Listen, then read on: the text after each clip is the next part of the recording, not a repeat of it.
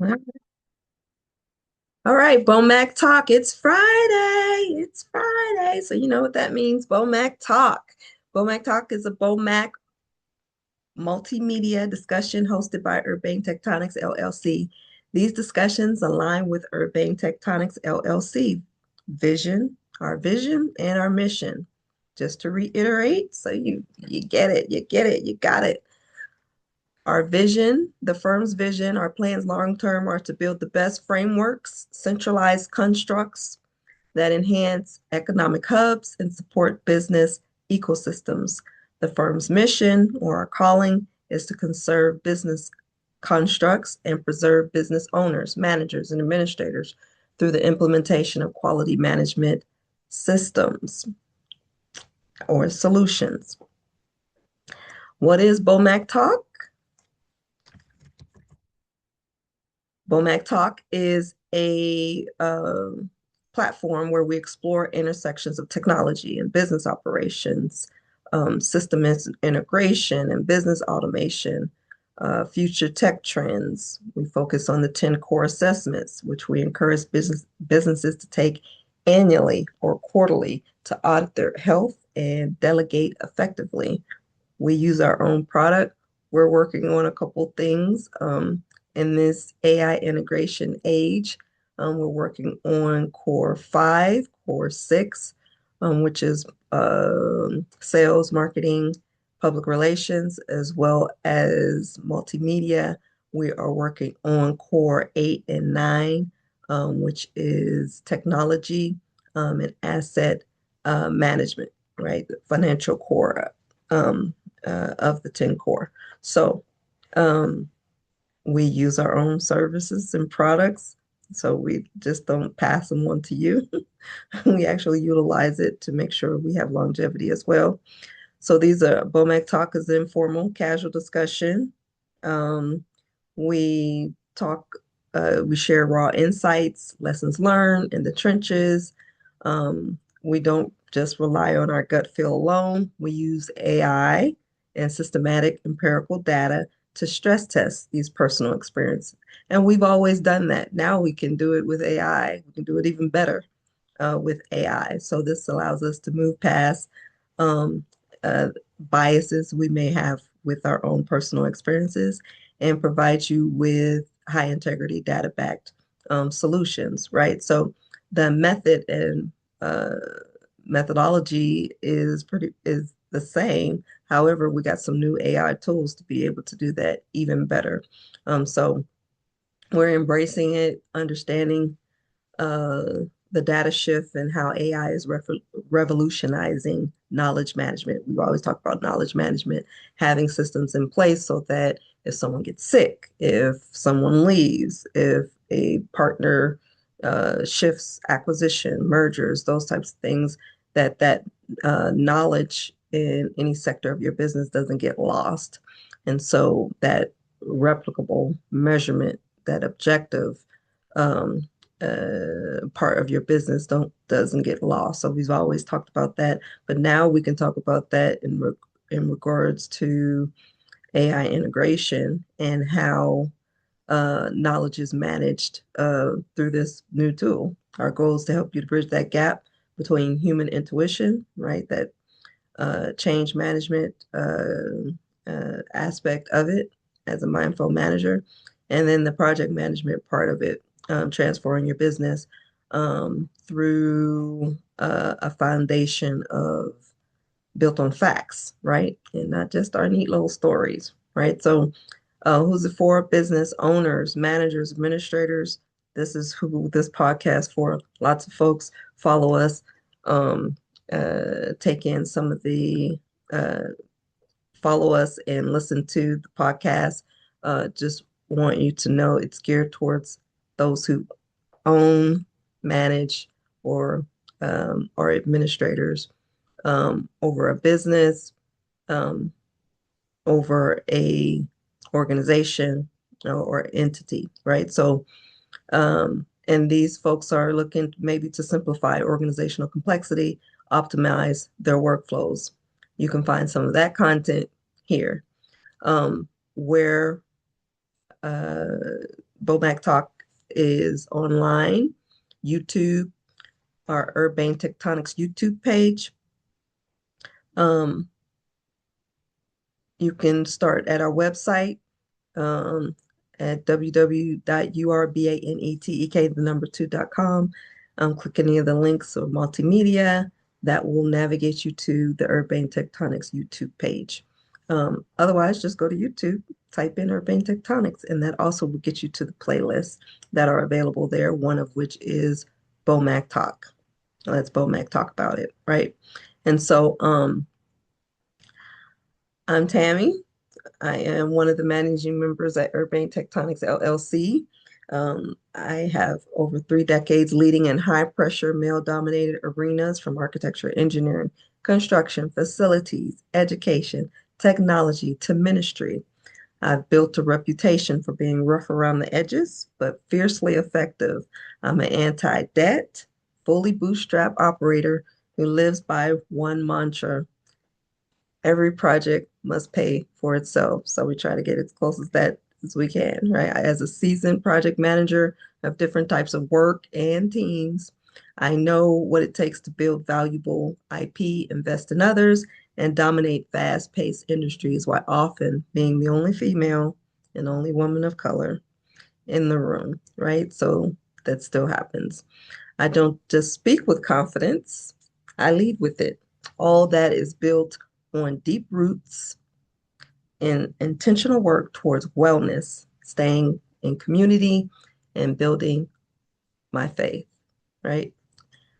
Building those faith muscles, right? So I'm a woman of faith, woman of faith.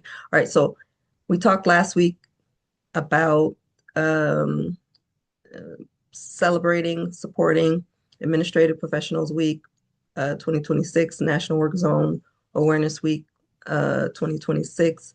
Coming up on this weekend will be National Small Business Week 2026. And then there's Economic Development Week.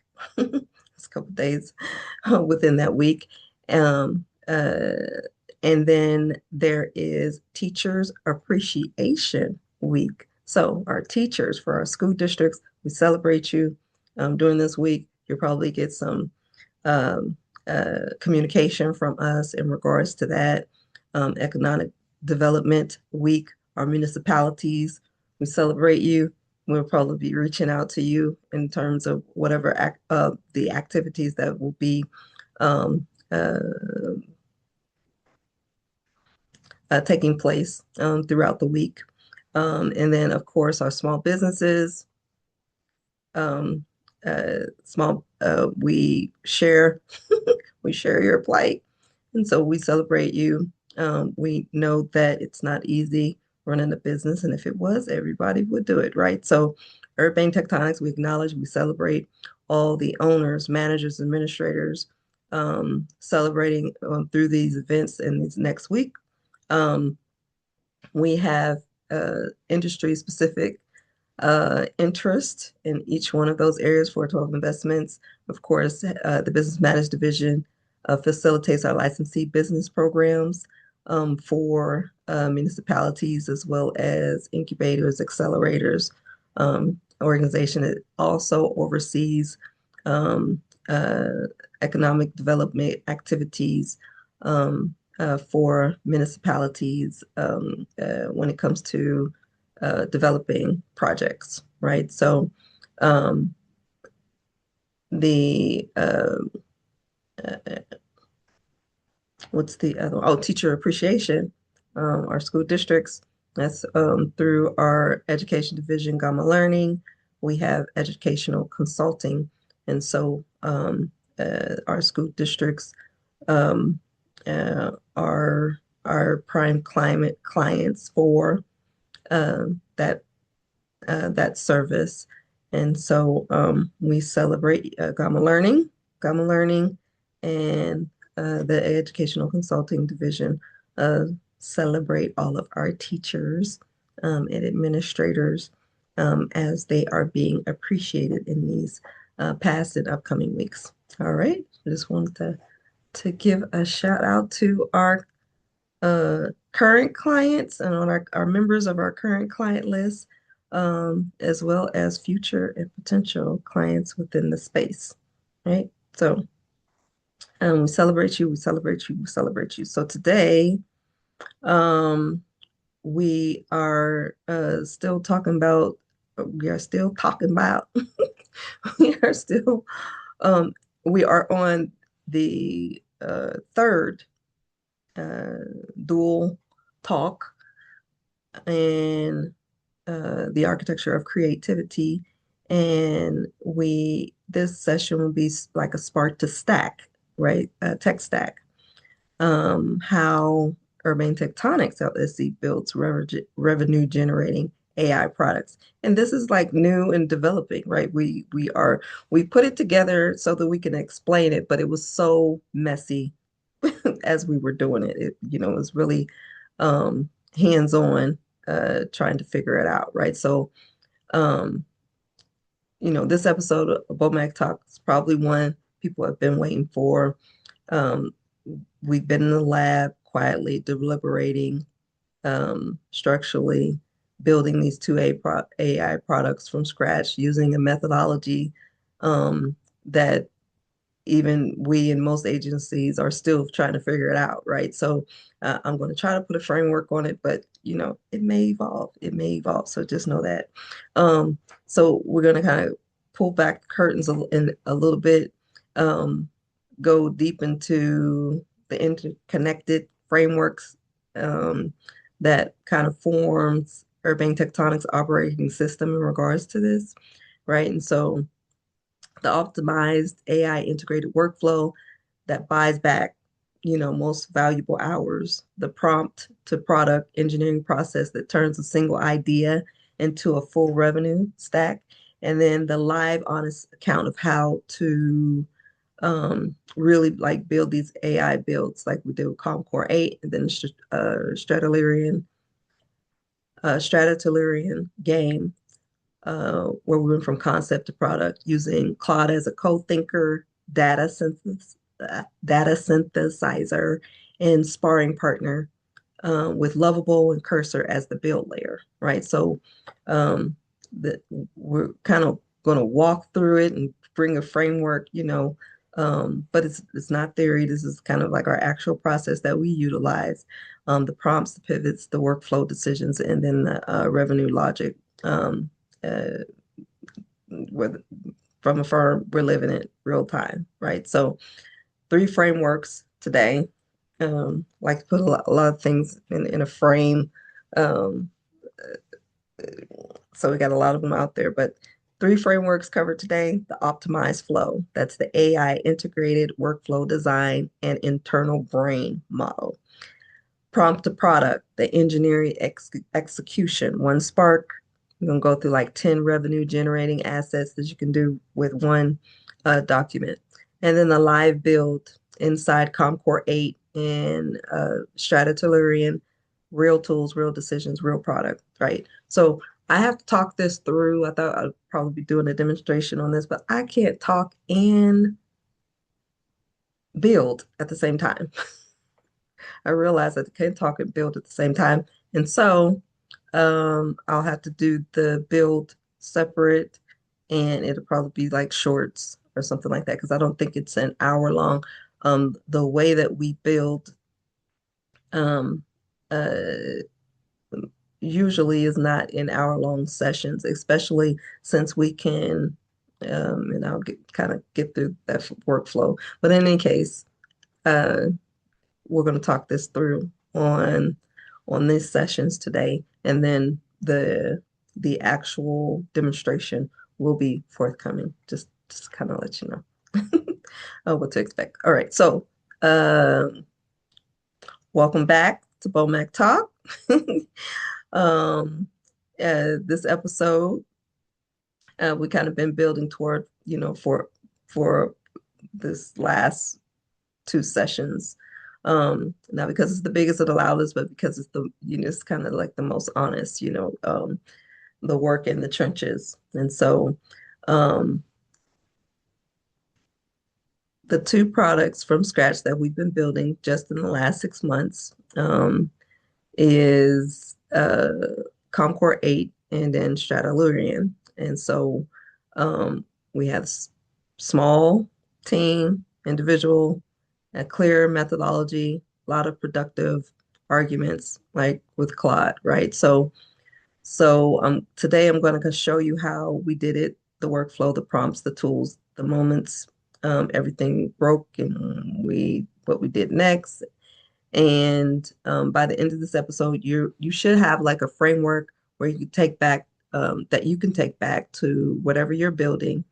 That's a product, a practice team, or an idea that's been sitting in a notebook waiting for permission or for permission.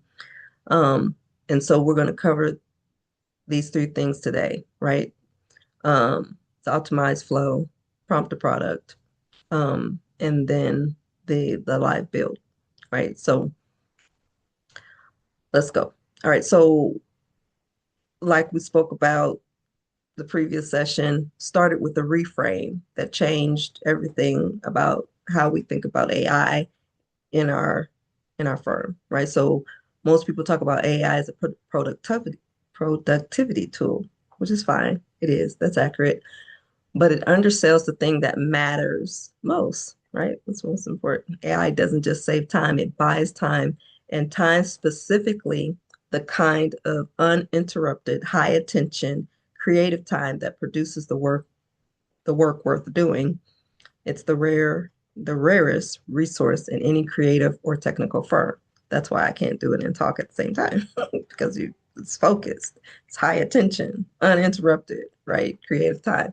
So it's hard to demonstrate the the the rigor of that um, uh, in, in a session where I'm explaining in this great detail, right? So the question I started to ask, the question I started asking wasn't how do I use AI to do things faster? It was if AI saves me 10 hours this week, where do those 10 hours go? Because if they just get absorbed by more email, more mindless production work, and more admin, nothing changes.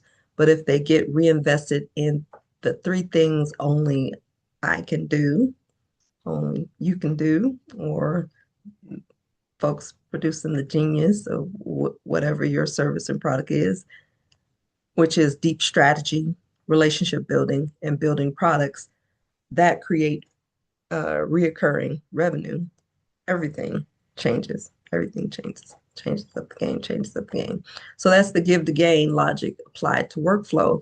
You give the mechanical, repeatable process work to AI, you gain back the hours that compound into real value.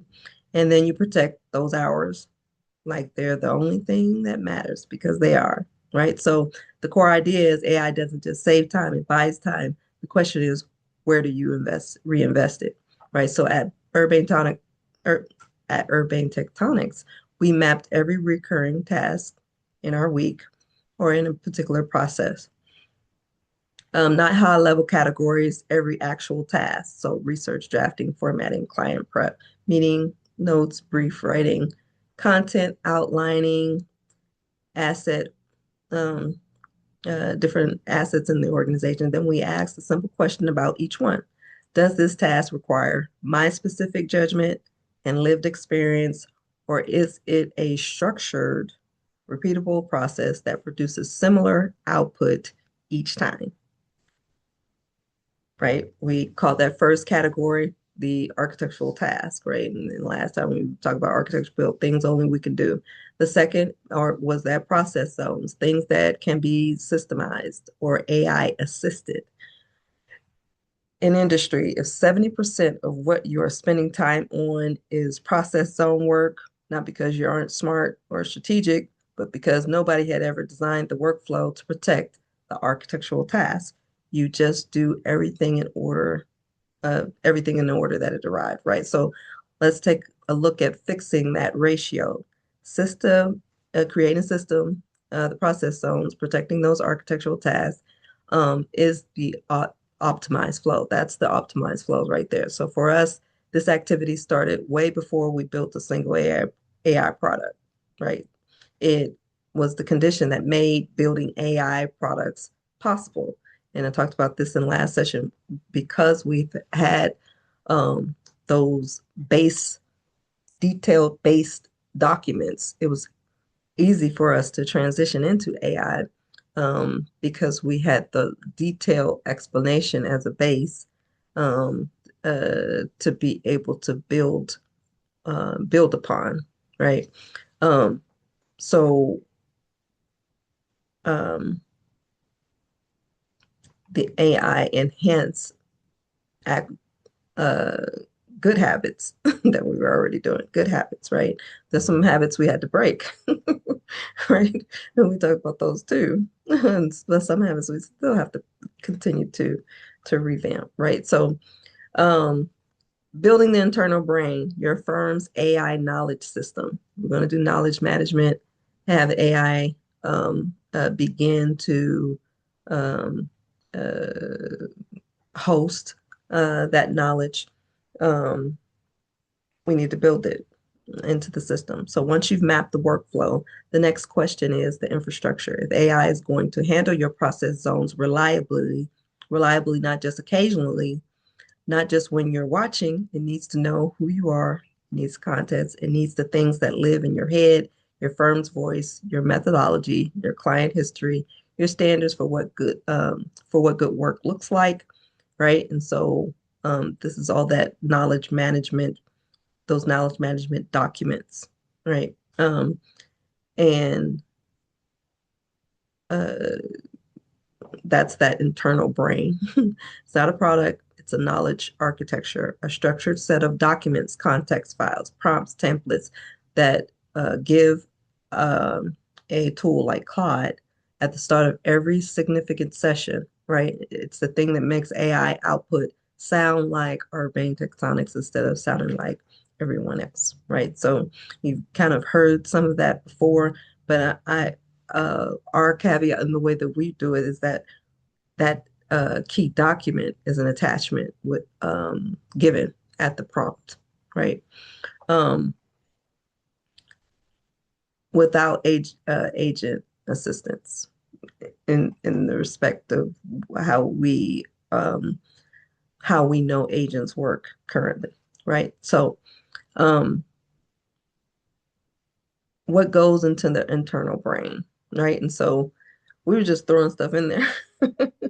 We'll take a doc and put it in there, work it through. But now we got 6 components, right? So, and these may, and this is kind of evolved with the assistance of AI, right? So, 6 components. First, the firm's belief system, not a mission statement, a genuine articulation of what we believe about the design technology, the people, the every piece of work should point back to that, right? So with um, uh, the second, the voice DNA, 3 to 5 descriptors for how uh, it should be communicated, um, anti-descriptors, what it shouldn't sound like, um,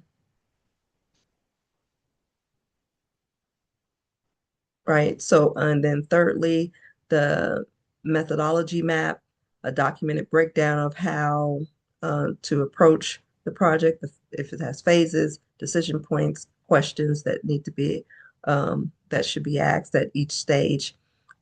This let AIs help, assist us in developing briefs and strategies that are structurally sound and not just plausible sounding, right? And the previous second, if I can't show Claude what we sound like from the inside, the output will always feel like it came from some generality outside. It was going to pull it from somewhere else. So um, both of these examples are from real work that we've done. We've kind of done this, right? So fourthly, the forbidden zone, everything we explicit will don't do, right? Approaches we've tried and rejected, language that signal, that it's not the way that we think. It's the guardrails. We haven't been really good at putting in guardrails only when something goes awry with the build and we realize it has gone, gone awry. Um, and we'll put a guardrail in. So we haven't been really good about doing the forbidden zone, but it's definitely key. And then fifth, the best of archive, real work we've done that represents our highest standard, not just the work, why it worked, client problem it solved, what made it ours, um, uh, and the register that we're aiming for, right? And so six, the living case log, ongoing notes from active projects, what we're learning, what's surprising us, what conversations that we're having that reveals new needs that didn't exist before. And this keeps that internal brain um, uh, um, kind of being updated, right? So this is not a one-time setup. It's like a living document or conversation that grows with every conversation. For us, when we bring Claude into a session at Urbanetectonics, the way that we're doing currently, um, that's the document, the initial document upload is that handshake. That is the 6 steps all put into one. Usually, and it's true for both of these builds, we had a process map that was associated with that particular project that we were able to upload a detailed document um, that we could refer back to. And then we keep all those conversations separate. Now, if we have to uh, uh, do some data synthesis, we may or may not start a new conversation just because when we're creating prompts for a particular build, we don't want to get too far off conversation from the initial um, foundational document, right? Because we can, too many sidebars, and I have to say, okay, go back to this conversation before that, before that, before that, before that. So try to keep the projects or the conversations separate um, for each one of the builds, right? So um, the compounding effect that took us a while to see was the more that we use the internal brain or that um, further on that in that conversation, the better we got at articulating our own methodology. So because to document it for AI, we had to actually have the conversation we've been avoiding. What do we actually believe uh, about this build? How should it be done? How would we do it? Is the process map actually showing all the steps and all the intricate steps that's involved with the work being done? We had to actually critique our own process maps. We had to critique our own documents. If they AI would iterate to us what we told it. And based on the output, he's like, oh, okay, we may need to have articulate that better within the document so that the output within the product has the clarity, right? So it's very much a tool for clarity within the firm as it is a tool for AI performance, right? So um, the walkthrough of the optimized flow um, actually looks like. Let's kind of walk through what that looks like on a typical week.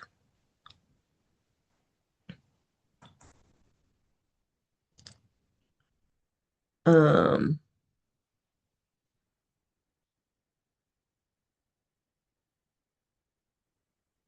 right. So we're describing is messier. It's messier and kind of more practical and kind of uh, it's in real work So we're kind of streamlining it so that we can present it, but know that there's optimized flow. Um, it varies per week, and I'm kind of describing it so that I can iterate it to you. However, it's a lot messier than what I am describing.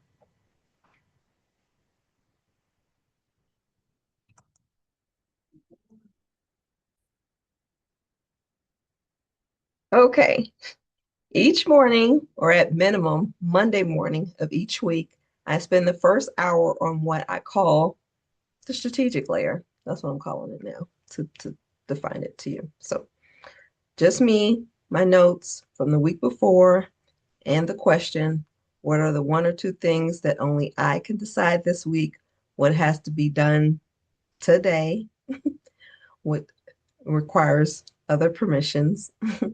What critical tasks require pre-planning activities, right? They can't be done until a plan is put in place. I'm a planner. I'm a planner. I got a plan for the plan, a backup plan to that plan, right? So these go on the first of them, the what needs to be done today, these go on a literal whiteboard, Kanban, Kanban or Kanban,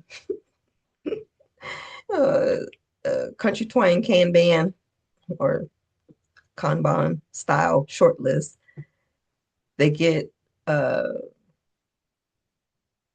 they get this protected time. Everything else gets routed to Asana, right? Asana task list. So I got a huge task list. A 10 core task list in Asana, right? So all the tasks are divided to which core group that they are in. Are they in core one, core two, core three, core four, five, all those types of things. So, right. And so those tasks that are research heavy. So for research heavy tasks, that's competitive analysis, market research, enter industry readings, synthesis of client materials. I use Claude as a research assistant. Actually, I use Perplexity as a research assistant first. And then I can use Claude. I could put that research data into Claude uh, to form it into a concise document, right? But yes, I dump in raw material. I give it that internal brain context, that foundational document that we talked about previously, and we're talking about again today. And I ask for structured, synthesis. It may not be a final document. It could be just a brief, key patterns, point of tension, things I hadn't noticed. 20 minutes of that synthesis, I'm ready to develop the actual insight. That so what layer, which I have to do myself. That's the genius part that only I can do, right? So for first drafts, if it's a first draft, like proposals, content outlines, strategy frameworks, I can brief Claude or Perplexity architecturally, give it the strategic frame, the audience, the counter logic, the success criteria. The output is a working draft. I edit for judgment and voice. The total time, a fraction of starting from zero, right? So, which is awesome because if I have a foundational document, that keeps me from starting from zero every time. It's even better than having a boilerplate or for RFPs we make, you know, long time had a boilerplate. That was the methodology. To have a boilerplate, we'll have a boilerplate. But now if I have a foundational document, that becomes my boilerplate or my prototype, and every RFP can come out looking different now. It doesn't have to look the same. And it can be funnily designed differently based upon the RFP input that framework that's required. And so usually with the boilerplate, you just keep moving around all the little sections of the boilerplate or whatever. So it fundamentally still looked the same. But now, which is exciting, RFPs can look, or proposals can look different and more customized to each client and their particular submittal to the firm or to uh, their request. And uh, AI has made it possible to be able to do that in a very um, time sensitive way, right? And so um, that's just great. That's, I can't talk about that enough because we've been able to do that, haven't been able to do that before, had the boilerplate, had to tweak that different sections, but the time, 21 days, usually 21 days between, um, at minimum, 21 days between uh, a advertisement and um, the uh, date to actually submit. And so within that time, you may have 4 or 5 proposals that you have to look through. And so, yeah, love, love, love AI for that. So anyway, the next one for execution task, formatting, scheduling, repurposing content across channels. We have standard operating procedures, SOPs, built into our workflow that route those to the appropriate tool without it touching my calendar at all. These are the tasks that used to kind of absorb hours. Now they happen in the background, right? So um, the net result, I'm spending more time on the 3 things that actually built the firm: deep product thinking, client relationships, building IP that generates revenue while I sleep. Not because I'm working more, which I am. I am working. I'm working about the same much, same much, but I'm working on different different things. I've even put together a plan, a work plan for myself that reiterates exactly what I've just said, right? And so, and I'm finding that to be a, uh, more enjoyable work. Um, know that all the work that we do is necessary. But there are some parts of my job that I like better than others.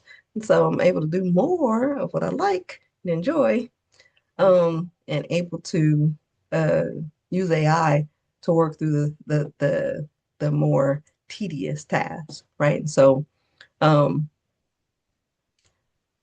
the workflow is designed so that my best hours go to my highest leverage work, where the genius lies, right? So um, we're working on the AI integrated workflow book, but you can get a fillable template to map your own task, identify your process zones, and design your personal optimized flow.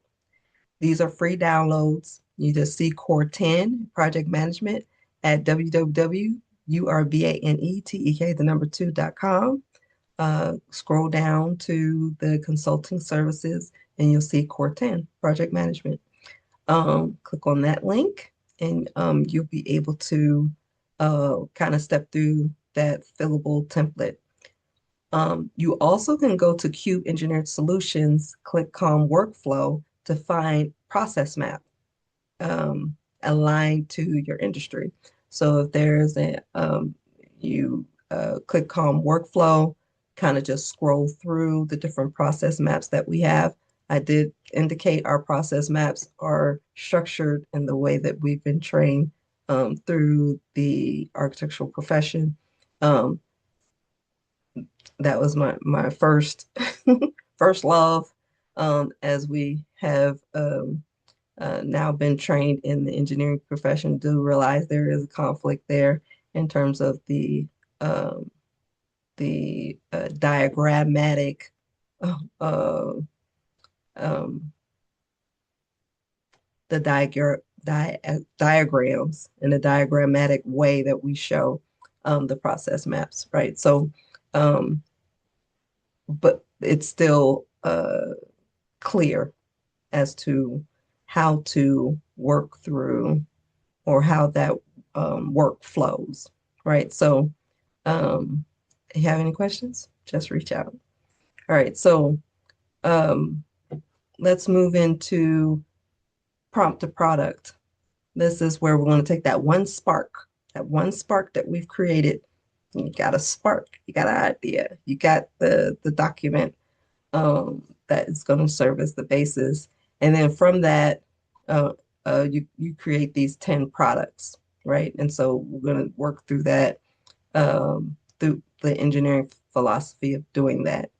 Um, and we kind of talked about this before, how, you know, um, even this YouTube videos, um, I took one of my YouTube videos and one of the industry um, conferences or one of the industry professional organizations were calling for speakers or for folks to write articles. And so I was able to take one of the videos, transcript it, use one of the AI tools to transcript what I said, and then utilize that one spark that I thought would be prime subject for that particular event and create a blog, an article. I could create a presentation, a class, all these types of things. So this is what we're kind of talking about next is in this segment is uh, the this is the one, you know, I could teach, we could talk about this for 8 hours and not run out of material, prompt to product, the engineering of execution, the process of taking that single creative spark and turning into these revenue generating assets and asset stacks. The philosophy starts though with a question I started asking, you know, about 18 months ago. um, or yeah, about 18 months ago. What if the constraints isn't ideas, but distribution? Because most uh, creative firms or consulting firms that have creative arms, most consultants, most founders have more good ideas than they have bandwidth to develop, test, and deploy, right? Test, develop, and deploy. It has to be iterative, really fast, right? And so the bottleneck isn't the spark, it's the assembly line between the spark and the thing you can sell. And so the prompt to product methodology is designed to kind of try to solve that bottleneck. We're going to talk BOMAQ. We're going to BOMAQ talk about it. We're going to BOMAQ talk about it. We'll talk it through, right? Let me know how it's work if it's working for you. The core principle, 1 hour of deep work done right should produce these 10 distinct pieces of high value collateral, right? So 1 hour to 10, 1 to 10, 1 to 10. That's what we're going for. Not 10 mediocre spinoffs, 10 genuinely useful products that serve the same audience in different formats and at different levels of depth, right? So this is the framework. One spark, one strategy document, one long form asset, 5 channel specific derivatives, 3 lead capture tools, 1 revenue offer.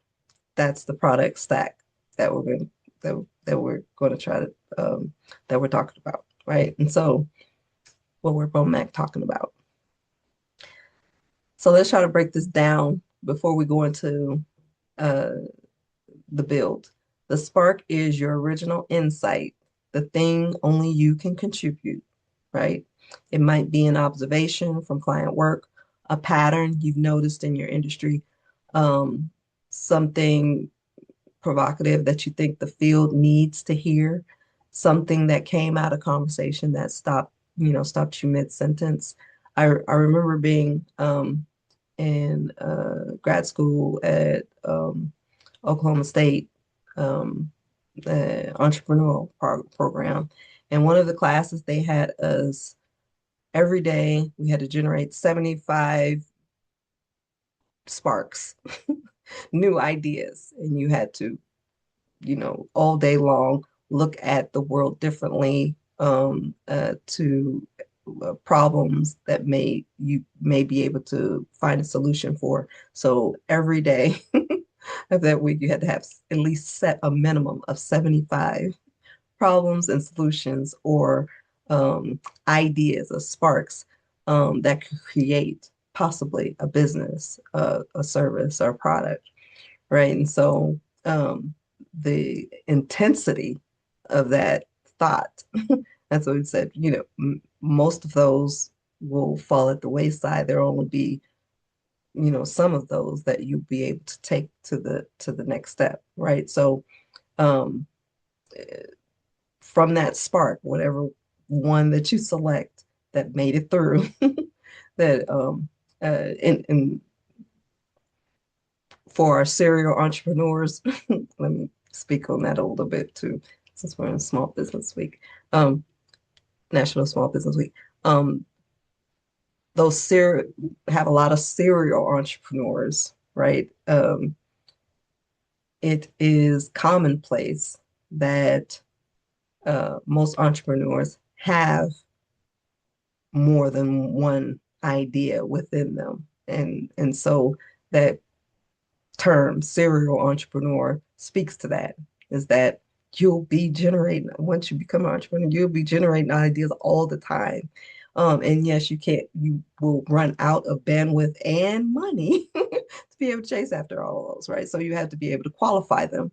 And so the one-page business plan, when I discovered the one-page business plan or the lean canvas, that was the how to test those ideas, right? The one-page business plan or the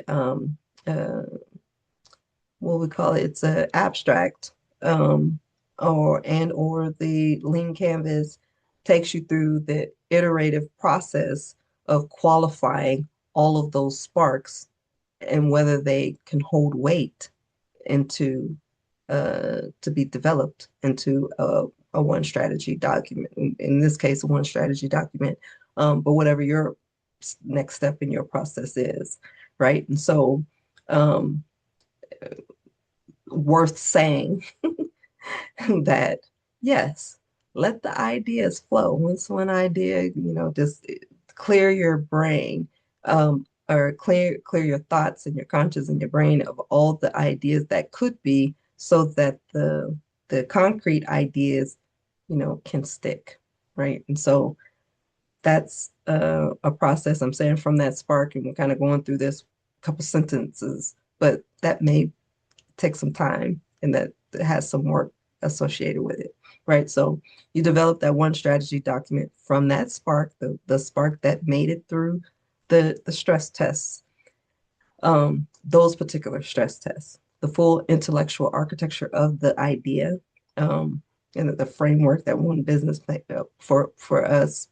I mean, that one-page business plan is part of that.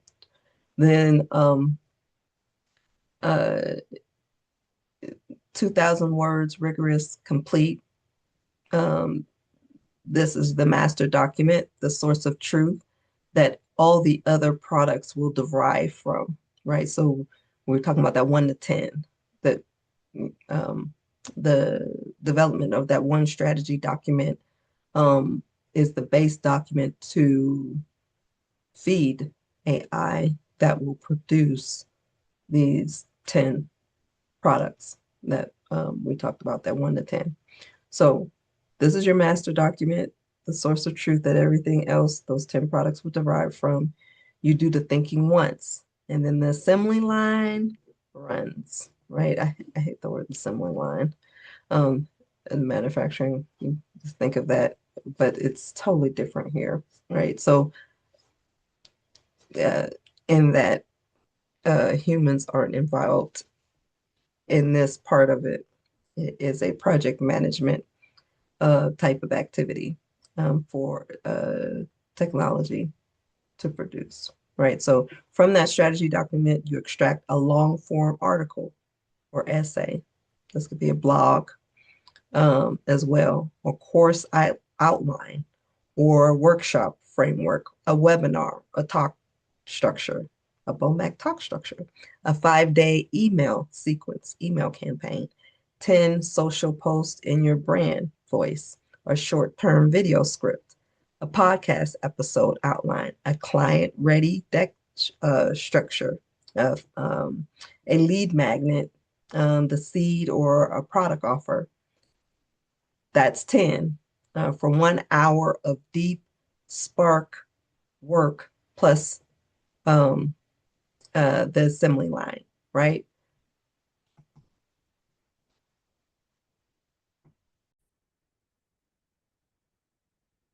Okay, so we're going to go through real examples from Urbanetectonics, our process, the conceptual work that underpinned Concord 8 and Stratellurian, kind of walk through our exact like prompt methodology, and how we used our AI tools and the kind of the full um, strategy document, which was really conversation. It was the strategy was built through conversation with Claude, um, from that original spark.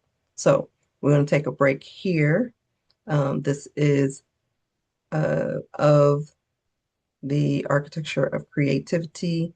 This is session 5, I believe 5. When we come back, we'll start session 6. So there will be 2 videos for this Friday. We're in a new month, May 1st. So BOMAC Talk, we're going to take a pause here so that we can uh, kind of go straight through um, those real examples. All right, so BOMAC Talk, taking a pause. Click on the next video to continue.